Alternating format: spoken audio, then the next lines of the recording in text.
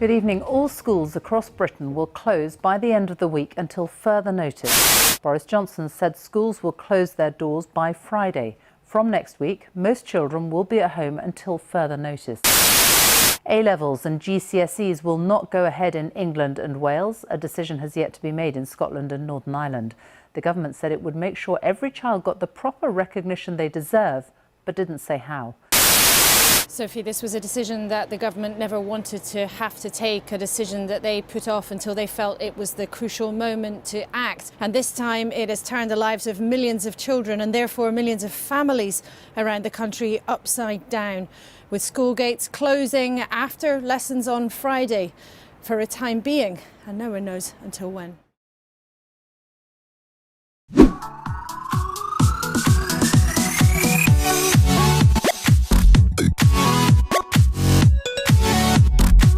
Hello everybody and welcome back to a brand new video. Now for today's video I'm going to be taking you through everything you need to know about the whole exam situation. If you've been living under a rock for the last 3 weeks, you might not have heard, but I'm sure you have, that exams for 2020 in the UK have been cancelled. GCSE and A-level exams will not be going ahead this year, and to be quite honest, I don't know what to think about that. I mean, when I first was listening to the news, I ran downstairs and I thought, no, everyone stop, put the telly on, exams are cancelled.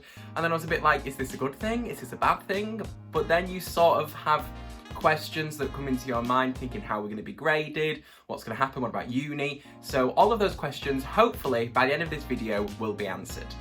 I have got everything on my laptop here and I've sort of planned this video out into sections, and I'll timestamp everything in the description down below if you want to jump to a certain section in the video. So the first big thing that everyone's thinking about is how are we, because I'm doing exams as well, so we'll say we, how are we going to be assessed so that we get grades out of all of this? Now there was an article that I'll link in the description on the government's website, and they said that it will be a mixture of predicted grades, mock exams and teacher assessments. So previous exams that you've done will go towards your grade, and all of those things will come together to put a nice grade together for you that would reflect where you would be around about if you sat the exam. Now I read another article that came out on the 26th of March and it was saying that there will be an official document or some statement released that will say officially how they're going to give out grades. But from previous things that I've read and what people are saying, I'm going to guess it's going to be predicted grades, mock exam results, teacher assessments, anything that can come together to bring a nice grade together at the end.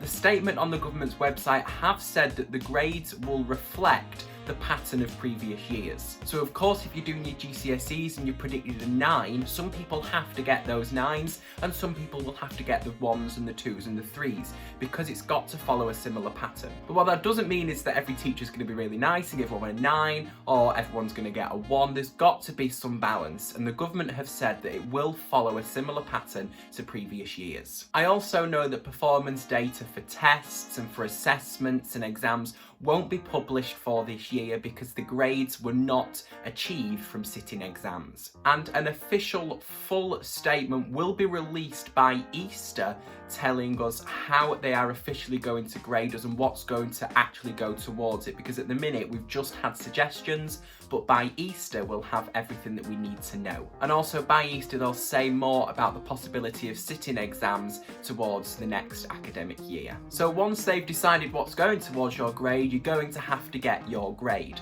And they have said that they're going to give us our grades towards the end of July. Now usually results day is towards the end of August, but I can presume they've put it back a year because that gives us time to think about our grades, because if we're not happy with them, we will have chance to appeal. So giving us that extra month from taking the results day from the end of August to the end of July gives us more time about thinking to appeal, and also a bit of revision if we want to sit the exams next academic year. Now, like I just mentioned, you will be able to appeal if you're not happy with your grades or they don't reflect how you've been working in class. Now, I know teachers and the exam boards and Ofqual are working together to create the best grades for us, but you are able to appeal if you're not happy. More information will be given about appealing. We don't know when you're going to be able to appeal, if there's going to be a deadline day or whatever, or when that's going to be around, but you will be able to appeal. I think I've said that you're able to appeal a lot.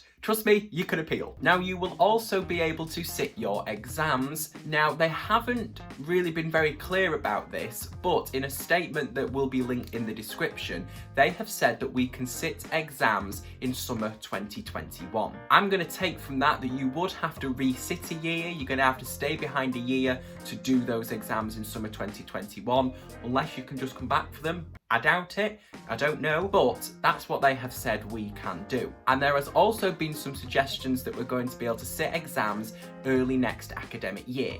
So I'm going to guess that's going to be around September, October time that you might be able to sit our exams. There hasn't been an official announcement on that yet. It was just mentioned in a statement on the government's website. But if there has been by the time I've uploaded this, make sure you check the description because I'll put any extra information in there as well. If you're in year 13, which I am, and you're thinking about university, I'm sure it's going through your mind thinking, a grade requirement's going to change, am I going to get in, what about my offers that I've got already? And what the government has asked universities is that they are as lenient as possible when it comes to accepting offers and letting people in. I know that some universities were giving people unconditional offers. I don't know whether all the universities are going to do that or whether they've been asked to stop that. I just know they've been asked to be as lenient as possible when it comes to grade requirements for the courses at university. I really hope this video has been some use. I know it's very quick. I didn't want to waffle on. Waffle on. What? But like I said, I do hope it has been some use to you. If you've got any questions, you can leave them in the comments, or you can message my Instagram, which is on screen now, and I'll do my best to reply on there. Thank you so much for watching. I hope you are all staying safe. I hope you're all staying at home and not going out. Make sure you're practicing social distancing.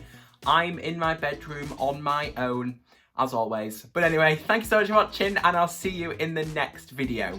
Bye!